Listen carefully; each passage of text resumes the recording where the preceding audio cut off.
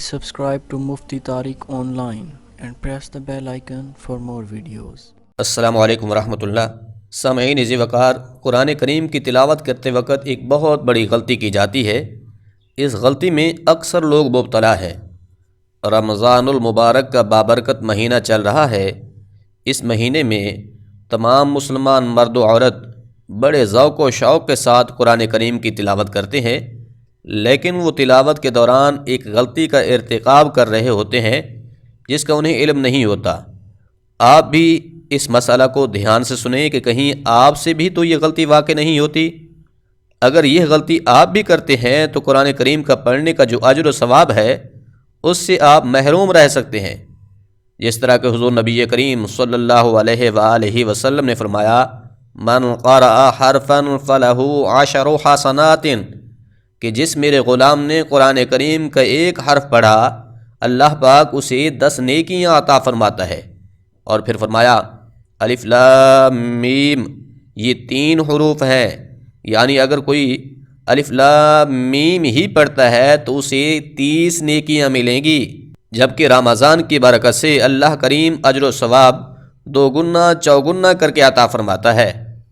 تو جب آپ قرآن کریم کی تلاوت کریں اس غلطی سے بچیں۔ اور خواتین بھی ایک بہت بڑی غلطی کا ارتکاب کرتی ہیں جس کی وجہ سے انہیں بجائے ثواب کے الٹا گناہ ملتا ہے، یعنی وہ قرآن کریم کی تلاوت کر کے ہی گناہگار ہو رہی ہوتی ہیں۔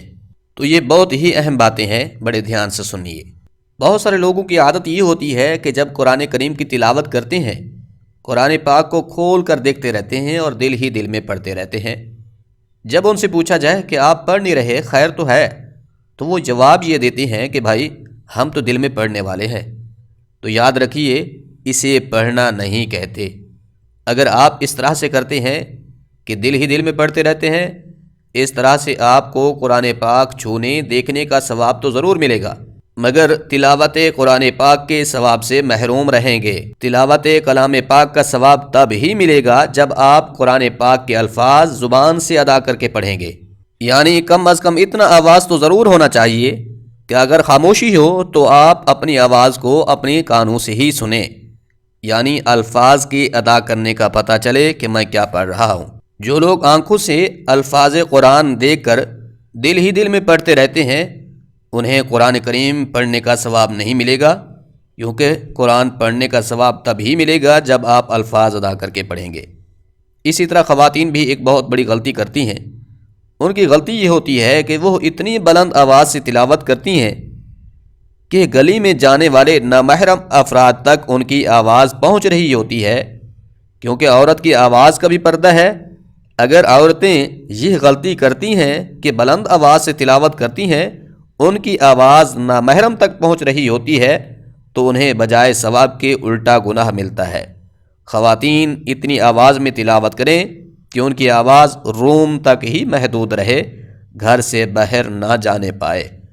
امید ہے بات سمجھ آ گئی ہوگی۔ اللہ کریم عمل کرنے کی توفیق بخشے۔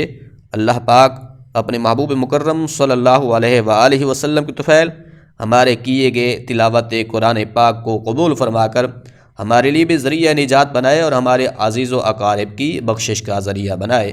آمین۔